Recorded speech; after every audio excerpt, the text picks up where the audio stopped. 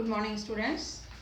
हम आज लेसन में लास्ट टॉपिक पढ़ रहे हैं 8वें लेसन का, विज्ञापन की तकनीक। यानी विज्ञापन की तकनीक जो है वो कौन कौन सी होती हैं, किस तरीके से विज्ञापन जो है वो किए जाते हैं। तो सबसे पहले इसमें है भावनात्मक अनुरोध। भावनात्मक अनुरोध का मतलब है कि जैसे विज्ञापन कुछ ऐसी बातें आपको बता रहा है, जैसे कह रहा है कुछ नया करने की जरूरत है, यानी जो आप जिन चीज़ों को यूज़ कर रहे हैं वो आप चीज़ों को यूज़ कर करके बोर हो रहे हैं, तो उसमें कुछ नया करने की ज़रूरत है या पुरानी चीज़ों को बदलने की ज़रूरत है। जैसे कि नई टेक्नोलॉजी की कोई चीज़ें आ रही हैं, तो आप पुरानी टेक्नोलॉजी की चीज़ों को हटा करके, जैसे हम कहें पुराने रेफ्रिजरेटर को देख करके आप नया रेफ्रिजरेटर ले सकते हो। तो ये जो आपके उदाहरण हैं, ये उदाहरण है भावनात्मक अनुरोध विज्ञापन के। इसके बाद सेकंड है प्रचार के लिए विज्ञापन। प्रचार के लिए विज्ञापन जो कंपनियों के द्वारा किया जाता है, उसमें कंपनियां कुछ ऐसा करती हैं जिसमें विज्ञापन के माध्यम से कोई चीज बेची नहीं जा रही है, बल्कि विज्ञापन के माध्यम से प्रचार किया जा रहा है। जैसे हम ये कहें कि मुफ्त नमूने घर घर जाकर के मतलब जो विज्ञापन है उसके माध्यम से ये बताया जा रहा है कि किसी न किसी वस्तु के साथ कोई चीज जो है उपहार में आपको मुफ्त दी जा रही है, जिससे आप उसको जब यूज करोगे तो यूज करने के बाद आपको जो है वो अगर अच्छी लगेगी तो आप उस वस्तु को खरीदोगे। तो ये जो उदाहरण है, या व्यापार और मेले प्रदर्शनियां लगा करके उनको डिस्ट्रीब्यूट करना या उनको प्रदर्शित करना, ये कहलाता है प्रचार के लिए विज्ञापन। जब किसी भी चीज का को प्रचारित करने के लिए विज्ञापन किया जाता है तो वो प्रचार के लिए विज्ञापन कहलाता है। इसके बाद है गाड़ी में सवार विज्ञापन। अब ये कैसे है कि आप जो उपभोक्ता है उसको किसी ना किसी तरीके से किसी ग्रुप में शामिल होने का आप इनविटेशन ले रहे हो। गाड़ी में सवार का मतलब है कि आप उसको किसी समूह में शामिल होने के लिए प्रेरित कर रहे हो। जैसे कि अगर मान लीजिए कि आप किसी स्कीम में जुड़ना चाहते हैं और उस स्कीम के जो है सदस्य बनना चाहते हैं और फिर आपको परचेजिंग करना चाहते हो, तो ये समूह में शामिल होने के लिए जो विज्ञापन दिया जाता है वो गाड़ी में सवार विज्ञापन के माध्यम नाम से कहलाता है। इसके बाद है तथ्य और आंकड़े। अब इसमें क्या होता है कि कंपनियों द्वारा जो विज्ञापन किया जा रहा है उस विज्ञापन के माध्यम से ये बताया जा रहा है कि कुछ लोग आपको ये कहते हैं कि इस चीज को यूज करो। अब जैसे हम ये कहें कोलगेट का विज्ञापन है या जितने भी जो पेस्ट से संबंधित विज्ञापन है, उनमें ये कहा जाता है कि 70% जो चिकित्सक हैं वो इसको प्रयोग करने की सलाह देते हैं। तो ये विज्ञापन क्या है, तथ्य और आंकड़े से संबंधित है, कि उसमें आंकड़े प्रदर्शित किए जा रहे हैं कि कितने परसेंट लोग, कितने परसेंट जो डॉक्टर्स हैं वो आपको ये सलाह दे रहे हैं कि आप इस चीज को यूज करें। इसके बाद है अधूरा विज्ञापन।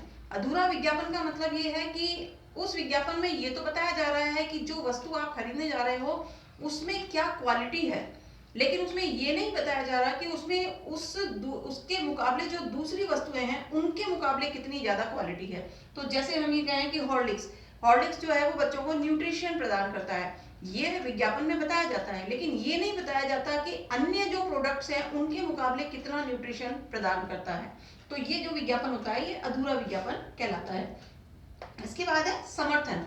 मतलब जिस विज्ञापन में किसी भी वस्तु के प्रति किसी विज्ञापन दाता के माध्यम से या उसके जो प्रमोटर हैं उनके माध्यम से ये बताया जाए कि वो उसका सपोर्ट करते हैं, तो वो समर्थन वाला विज्ञापन कहलाता है। जैसे हम देखते हैं कि अमिताभ बच्चन जो है वो ज्वेलरी की जो संस्था है उसको सपोर्ट करता हुआ नजर आता है, कि अगर आप कल्याण ज्वेलर, जैसे आता है कि कल्याण ज्वेलर से आप अगर ज्वेलरी खरीदते हैं तो वो जो है वो आपकी प्योर होगी और आपको ऑथेंटिक भी होगी, यानी उसमें कोई मिलावट या गड़बड़ी नहीं होगी।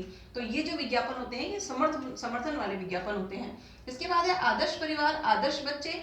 अब आदर्श परिवार आदर्श बच्चे वाला क्या है कि किसी भी चीज को अगर यूज करते हुए बता रहे हैं कि कुछ फैमिलीज जो है उन चीजों को यूज कर रही हैं और वो फुल फैमिली, पूरा परिवार उस चीज को यूज कर रहा है, यानी वो उस चीज का आदर्श एक उदाहरण है जो उस चीज को यूज कर रहा है और उसके ऊपर अच्छा उसका इफेक्ट हो रहा है। जैसे हम ये कहें कि डिटॉल साबुन, अब डिटॉल साबुन का अगर विज्ञापन आता है तो पूरी फैमिली डिटॉल साबुन से नहा रही है, इसका मतलब जर्म फ्री हो रही है।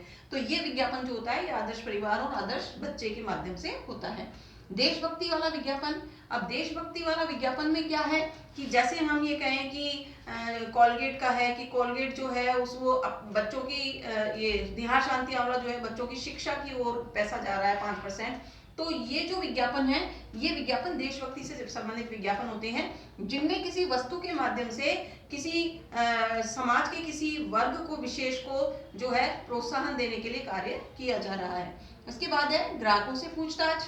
अब ग्राहकों से पूछताछ में आपने देखा होगा कि कई विज्ञापन ऐसे होते हैं जिनमें ग्राहकों से उनकी डिमांड पूछी जाती है कि भाई ये वस्तु जो है मार्केट में आ रही है, इस मार्केट में आने वाली वस्तु के बारे में आपकी क्या राय है और आप इसमें क्या चेंजेस चाहते हो, परिवर्तन चाहते हो। तो ये जो विज्ञापन होते हैं इसमें उपभोक्ता से सवाल पूछा जाता है। इसमें नेक्स्ट है आपके छूट।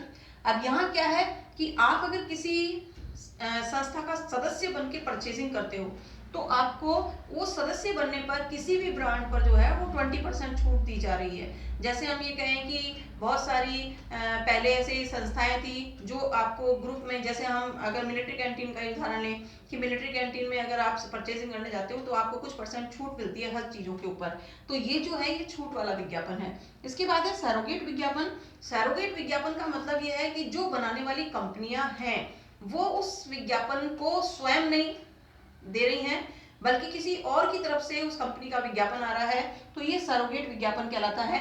जैसे हम ये कहें कि ऑनलाइन परचेजिंग अमेजोन वगैरह है, अमेजोन वगैरह जो साइट है वो अनेक प्रकार की वस्तुओं की, अनेक प्रकार की कंपनियों की खुद विज्ञापन करती हैं, तो वो विज्ञापन जो दिया जा रहा है वो ऑनलाइन कंपनी के द्वारा दिया जा रहा है, ना कि बनाने वाली कंपनी के द्वारा।